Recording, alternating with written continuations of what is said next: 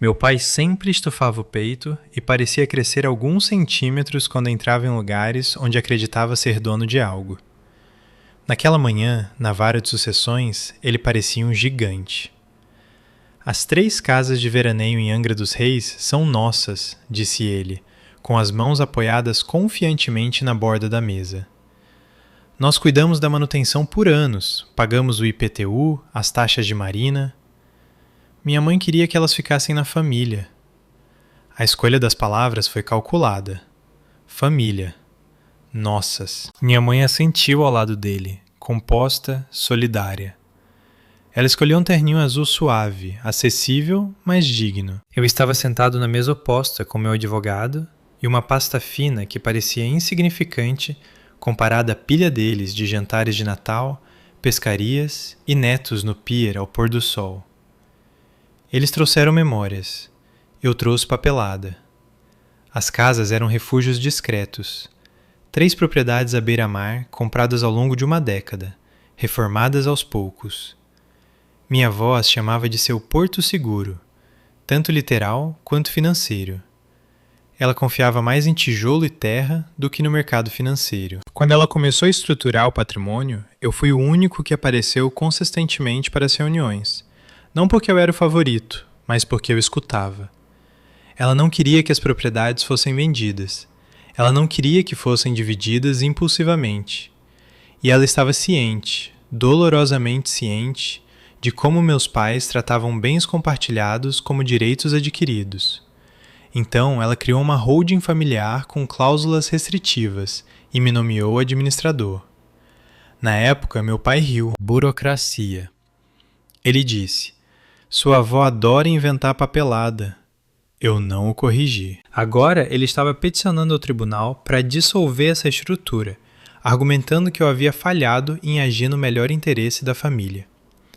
Ao me recusar a transferir a escritura diretamente para o nome dele, ele me descreveu como inflexível, distante e não cooperativo. Ele não mencionou que eu havia oferecido contratos de uso estruturado, orçamentos de manutenção e acesso igualitário à agenda. Controle, para ele, não era sobre acesso, era sobre o título de propriedade. Quando o advogado dele terminou de delinear a petição, meu advogado se levantou. Ele não começou com uma refutação. Ele entregou um envelope lacrado ao escrevente.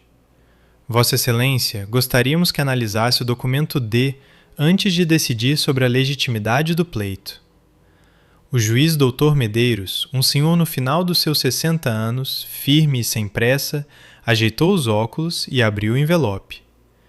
Dentro havia uma carta que minha avó escreveu 6 meses antes de falecer. Não era uma emenda ao testamento, nem um adendo formal, mas uma carta endereçada ao administrador, a mim. O tribunal ficou silencioso daquela maneira particular que as salas ficam quando o papel se torna mais pesado que as vozes. O juiz leu silenciosamente a princípio, depois, inesperadamente, soltou um pequeno suspiro. Não era exatamente diversão, mas reconhecimento. Bem, ele murmurou, isso é interessante. Meu pai se mexeu na cadeira. O juiz Medeiros olhou para cima. Esta carta descreve preocupações sobre tentativas anteriores de certos membros da família de pressionar pela transferência direta da escritura. Ele virou a página. Ela também declara explicitamente que o administrador deve manter o controle exclusivo sobre a venda, transferência ou reestruturação das propriedades em Angra para evitar liquidação impulsiva. Ele tirou os óculos e olhou diretamente para meu pai. Sr. Barreto, esta carta contradiz seu depoimento sobre a intenção da sua mãe. O rosto do meu pai não desmoronou dramaticamente. Ele apenas esvaziou. A mão da minha mãe apertou a alça da bolsa. O juiz Medeiros continuou com a voz plana. O instrumento de sucessão permanece válido. O administrador agiu dentro de sua autoridade. Esta petição para dissolução parece não ter base nem nos termos do acordo, nem na intenção documentada. Ele fez uma pausa longa o suficiente para o significado assentar. Pedido indeferido. Sem batida de martelo, sem voz alterada, apenas o registro oficial. Do lado de fora do tribunal, o corredor parecia mais quente do que deveria. Meu pai se aproximou primeiro. Você agiu pelas nossas costas, disse ele calmamente. Eu considerei que a carta existia há anos, arquivada, catalogada, acessível. Eu segui os termos, respondi. Isso é propriedade da família, minha mãe acrescentou, com a voz mais fraca agora. Ainda é, eu disse. Só não é propriedade individual. Eles não discutiram mais, porque a discussão já havia terminado. As 3 casas permanecem na holding. Elas têm manutenção em dia, são alugadas ocasionalmente para cobrir custos e estão disponíveis para a família sob acordos estruturados. Meus pais ainda visitam uma delas todo verão. Eles assinam um contrato de uso.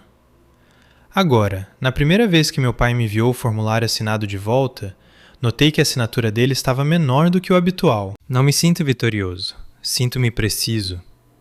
Minha avó antecipou a pressão. Ela construiu a proteção dentro da estrutura. Eu simplesmente a honrei.